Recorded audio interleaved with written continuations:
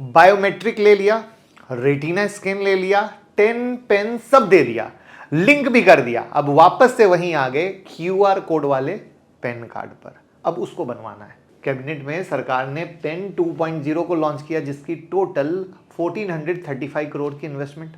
अब जैसे ये अनाउंसमेंट हुआ तो काफ़ी पेन कार्ड होल्डर्स परेशान और कई सवाल मन में आए, जैसे क्या नए पेन कार्ड के लिए फिर से अप्लाई करना पड़ेगा, कोई फ़ी देनी पड़ेगी, पुराने पेन कार्ड का क्या होगा, और भी कई तरह के सवाल। तो आज की वीडियो में हम पुराने पेन और पेन 2.0 के बारे में सब कुछ जानने वाले हैं, जिससे आपके सारे सवालों के जवाब मिलेंगे। और साथ ही सबसे बड़ा हुक जो आप सब जानना चाहते हैं और सवाल आ रहे थे हमारे मोबाइल ऐप पर, सर ऐसा ऐसा अनाउंसमेंट किया है तो कौन सी कंपनी लिस्टेड है जो ये काम करती है, जल्दी से बता दीजिए। और ऐप डाउनलोड ना किया हो तो कर लीजिएगा, मुकुल अग्रवाल नाम से एंड्रॉयड ऐप है। आप भी ऐसे सवाल करेंगे तो वीडियो बनाना आसान रहेगा, क्योंकि एक ऐसी कंपनी है जो 96% टोटल पेन कार्ड को मैनेज करती है। हम उसके बारे में बताएंगे। वैसे आपको अगर नाम पता हो तो कमेंट में जल्दी से बता दीजिए, और पहली बार आए हैं तो चैनल को सब्सक्राइब कर लीजिएगा, ठीक है।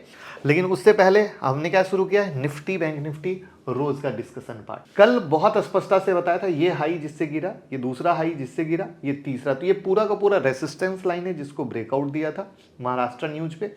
अब मार्केट रिट्रेस करके इसको नमस्ते सलाम आशीर्वाद लेने की कोशिश में लगा है। फिलहाल तक बस इतनी ही कहानी है, लेकिन इस कहानी में एक जो पॉइंट है जो आपको ध्यान रखना है, वो पॉइंट है ये इसका एक रेसिस्टेंस लेवल है 24,500 का। बैंक निफ्टी सेम फॉलो करते हुए ब्रेकआउट दी महाराष्ट्र न्यूज पे, लेकिन अपने रेसिस्टेंस से नीचे आई। लेकिन ओवरऑल कहानी क्या है, यही कि क्या होता है जब भी ब्रेकआउट होता है तो रिट्रेस करने को आती है। तो यानी निफ्टी देख लो, बैंक निफ्टी देख लो, एक रेंज में फिलहाल है, उसके अलावा कुछ नहीं है। यानी अब निफ्टी बैंक निफ्टी जो भी होना था हो गया, अब रियल गेम की तरफ है। और वो रियल गेम में अगर आपको सच में मजा लेना है तो ये मेंबर्स वाली वीडियो है कि कैसे इन्वेस्टमेंट का प्लान करना है। तो आप चाहे यूट्यूब मेंबरशिप या हमारे इलीट मेंबरशिप को मोबाइल ऐप से डाउनलोड कर सकते हैं। किस तरीके से इन्वेस्टमेंट बनेगा, कैसे करना है, हमने सब कुछ बताना स्टार्ट कर दिया है, क्योंकि ये एक ग्रेट मौका है। अगर आपने विजय केडिया सर का भी एक इंटरव्यू कल परसों सुना होगा तो उन्होंने साफ कहा, ये 3 से 4 महीने का मौका, लाइफ चेंजिंग मौका मिलेगा अगर किसी ने सही तरीके से लपक लिया तो। और हम आपको 10 दिन से वही बात बताने की कोशिश में लगे हैं, तो जरूर ज्वाइन कर लीजिए। तो चलिए पेन 2.0 से शुरू करते हैं। कितना इन्वेस्टमेंट होगा, तो गवर्नमेंट ने भैया प्रोजेक्ट सेट किया है 1435 करोड़ का बजट। एम क्या है, तो सरकार का एम है टैक्स पेयर के लिए रजिस्ट्रेशन सर्विस में टेक ड्रिवन ट्रांसफॉर्मेशन लाना, जो लोगों को काफ़ी बेनिफिट देगा। अब ये बेनिफिट कैसा होता है देखने वाली बात होगी, या वैसे क्या लगता है नेता लोगों की पॉकेट भराई होगी क्या इस स्कीम से, कमेंट में बता दीजिएगा, क्योंकि सोशल मीडिया पे बहुत चल रहा है। क्या बेनिफिट मिलेंगे, इजी एक्सेस और फास्ट सर्विस डिलीवरी, एक कॉन्स्टेंट और reliable data system, paperless eco friendly process, infrastructure की सिक्योरिटी और कॉस्ट ऑप्टिमाइजेशन, ज़्यादा फ्लेक्सिबल और इफिशिएंट सर्विस। तो अपग्रेड क्या होगा, तो नया सिस्टम पेन 10 1.0 को अपग्रेड करेगा, कोर नन कोर एक्टिविटी को इंटीग्रेट करेगा और पेन वैलिडेशन सर्विस को और बेहतर बनाएगा, यानी डिजिटल कार्ड की बस। अपग्रेड क्यों, तो सरकार पेन 2.0 को डिजिटल इंडिया के अंदर ला रही है। इससे पेन एक कॉमन आइडेंटिफायर बनेगा, गवर्नमेंट के स्पेसिफाइड डिजिटल सिस्टम में यूज होगा। पूरा डिजिटलाइजेशन का खेल की कहानी है। फोकस यहाँ पर क्या कर रहे हैं, रेल और आईटी मिनिस्टर वैष्णव जी के मुताबिक ग्रीवांस रिड्रेसल सिस्टम पर ज्यादा फोकस होगा, जो यूजर क्वेरी और कंप्लेन को हैंडल करेगा। अगर काश ये हो जाए तो बहुत अच्छा होगा, आप भी यही बात कहने वाले होंगे। अभी स्टेटस क्या है, तो 78 करोड़ पेन कार्ड इशू हो चुके हैं, जिसमें 98% इंडिविजुअल होल्डर के पास हैं जिनको चेंज करने का प्लान है। तो बहुत बड़ा प्लान है। पुराना कार्ड वैलिड होगा, हाँ, पुराने कार्ड होल्डर को कुछ भी चेंज करने की जरूरत नहीं है और ना ही नए कार्ड के लिए अप्लाई करना है। ये है सबसे बड़ा सुकून। मीन्स ये आपके ऊपर है कि आप नया कार्ड चाहते हैं या पुराना कार्ड चाहते। तो यहां तक उम्मीद करता हूं आपको सारे सवालों के जवाब नए और पुराने कार्ड पे मिल गए होंगे।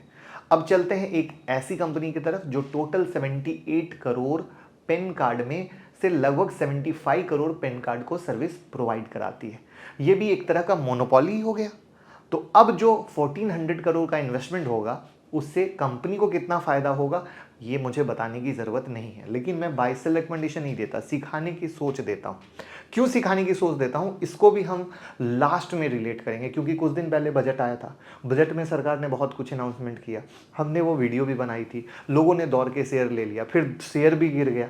तो लोग को मैं इससे रिलेट करूंगा, तब चीज़ समझ आएगी, पूरी 360 डिग्री एनालिसिस। तो यहाँ पर यही चीज होता है, लोग पता है कुछ भी अनाउंसमेंट हुआ जाके खरीद लेते हैं, और हमारी कोशिश होती है अनाउंसमेंट होता है तो हम सिखाएं समझाएं, तब आपको मौका मिलता है। कंपनी का नाम है प्रोटीन ईगॉव टेक्नोलॉजी लिमिटेड। 1995 में शुरू हुई थी, पहले NSDL e governance infrastructure limited नाम से जानी जाती थी। प्रोटीन एक आईटी इनेबल्ड सॉल्यूशन कंपनी है जो डिजिटल पब्लिक इंफ्रास्ट्रक्चर बनाती है। ये citizen centric e governance solution develop करने में एक्सपर्ट है और नए इनोवेटिव सिस्टम क्रिएट करती है।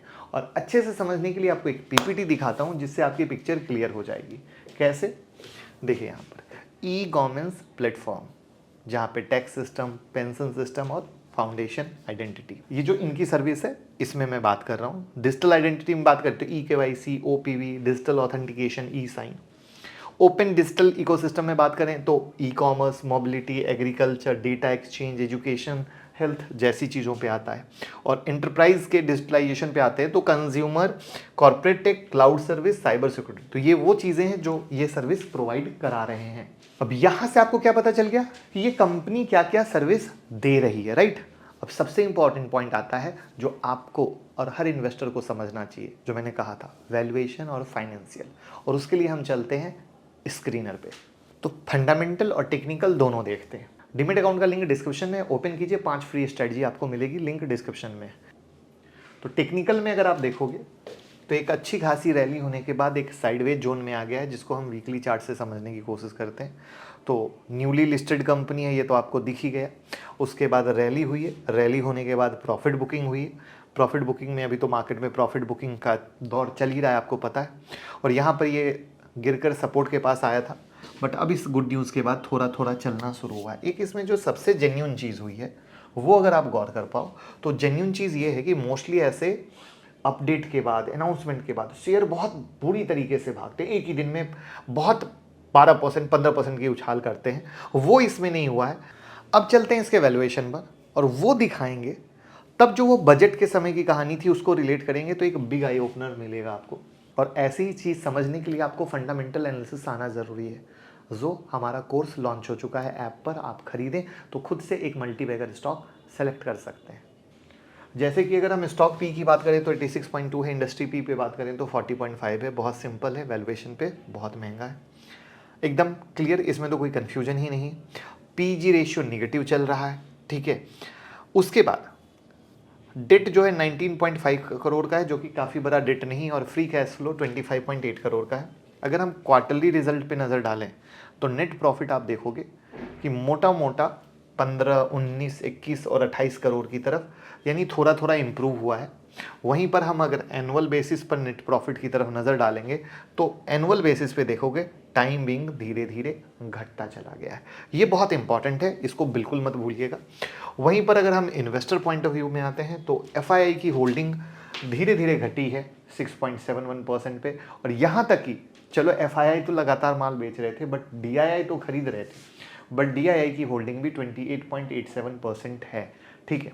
इसके बाद पब्लिक शेयर होल्डिंग पे जब आप आते हो तो पब्लिक शेयर होल्डिंग में आप 64.43% आते हो। जब इसको हम डिटेल करके देखते हैं तो एनएससी की इन्वेस्टमेंट आप इसमें पाते हो 20.31% का है, जो बहुत इंपॉर्टेंट है। और रमेश दमानी जी की भी एक इन्वेस्टमेंट अभी दिखा रही है, यानी उनका इसमें इंटरेस्ट आया है। यानी अगर आप फाइनेंशियल के एंगल से देखोगे तो कोई खास कहानी, कोई खास दमदार कहानी नहीं लगी। और सवाल आता है कि 1400 करोड़ की जो कहानी है, जो पेन पॉइंट 2.0 की कहानी है, उससे कंपनी को कितना फ़ायदा होगा, तो ये दिखेगा आपको कंपनी के रिजल्ट में आगे की कंपनी कितना प्रॉफिट इस प्रोजेक्ट से कमा पाती। यानी फाइनेंशियल उतने दमदार नहीं है, लेकिन अगर शॉर्ट स्वीट थोड़ा सा नज़र डालोगे कि भैया भविष्य क्या है, तो आप ये देख रहे हो कि ये भैया tax information network, PAN card insurance, central pension system record keeping, Aadhaar authentication, e KYC services जैसी चीज़ में है, जहाँ पे प्रोजेक्ट पे ये काम कर रहे हैं। और इनके क्लाइंट में सिंपल है कि ministry of finance, information and broadcasting, skill development में, मतलब सरकारी प्रोजेक्ट हैं और जहाँ पर ये है। और पैन कार्ड के मार्केट में तो बैठे ही, ठीक है, जहाँ पे 45% का मार्केट शेयर ये लेकर बैठे हैं, 58% शेयर का मार्केट शेयर टैक्स इंश्योरेंस में है। तो ये बहुत मायने रखता है। यहाँ पे हम ये देखना बड़ा इंटरेस्टिंग होगा, जो मैं हमेशा दिखाता हूँ। अब देखो इन्होंने क्या किया, जैसे आप लोग, मैं सिखाने की कोशिश कर रहा हूँ ये कि पीयर में आप आ जाओगे, तो अब ये चूंकि आईटी इनेबल्ड कंपनी है तो इन्होंने आईटी से कंपेयर कर दिया। बट ये क्या आईटी से इस कंपनी को कंपेयर करना सही था? मेरी नज़र में नहीं सही था। ये आपका नज़रिया हो सकता है, क्योंकि ये जिस सेगमेंट में काम कर रही है, जहाँ से रेवेन्यू कमा रही है, वहाँ पर क्या कैसे है, मेरा मानना है वो देखना बहुत ज़रूरी था। तो उस एंगल में फ्यूचर में ये सरकार से जुड़े होकर आगे काम बढ़ने में है।